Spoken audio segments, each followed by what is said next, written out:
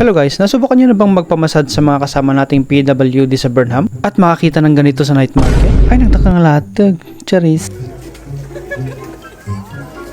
Kung hindi pa, gungguna. Charis.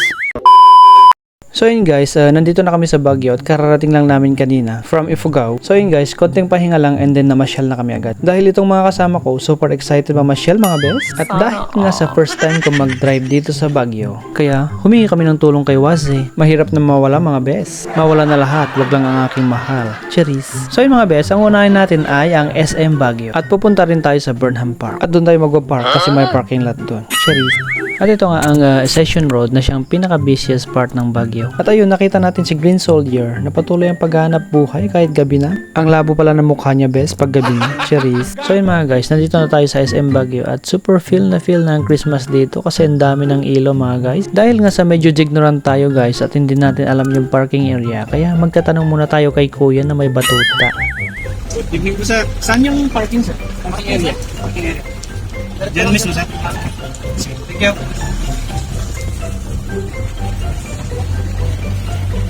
So yun guys, 65 anniversary pala na SM. So apan kita nyo unig no dati watwat ande man dumawat. Guys, aw magganti watwat di unig. Ato yung bulsami mo tinawatwat ta ubing mi nagbirok tayo am nakit gimatan. Amin mat nga makita na kahit na alain. So tin na namin medyo first nga na choice na isutin na alamin. Iso nga kasi ito nangyari. Here's yours. Bye-bye ha. So yun guys, kasyete dobing na. So nga ka, magpanunot ka no gasawa ka. Cheers. So practical guys, wag nating ibibigay sa ating anak lahat ng gusto niya kung hindi niya naman talaga kailangan. Napakasarap mamasyal guys kapag kasama mo ang pamilya mo. Dahil secured ka and safe na safe ka kasi kasama mong anak mo, lalong-lalo ng asawa mo. Secured ka kasi yung mata ng asawa mo laging nakatingin sa'yo. Pinagmamasdan lahat ng galaw ng mata mo, baka tumingin ka sa iba. Cheers. So ito ang napakagandang view ng Baguio pag gabi kapag nasa tuktok ka ng SM. Napakasarap tignan guys kasi maraming alitap. Gago! Tulad mo baliling ay isang mutya. Upelas na kay ningning anong ganda.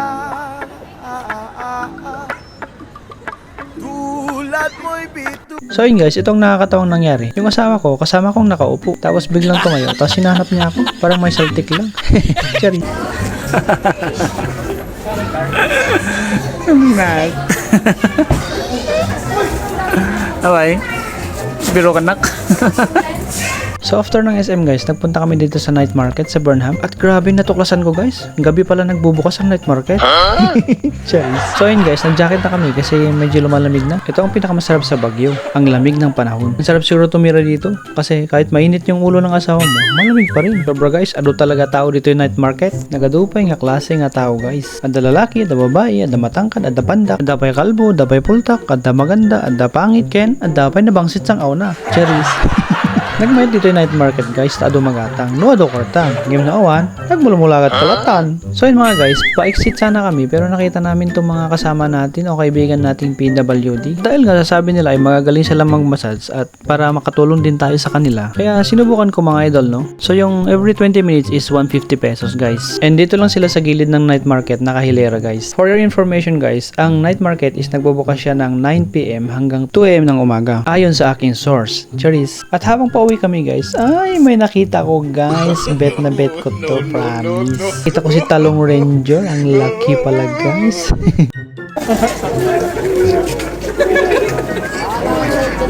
Ayun si kuya, sobrang tawan niya. Ngayon lang ata nakakita ng talong na gano'n.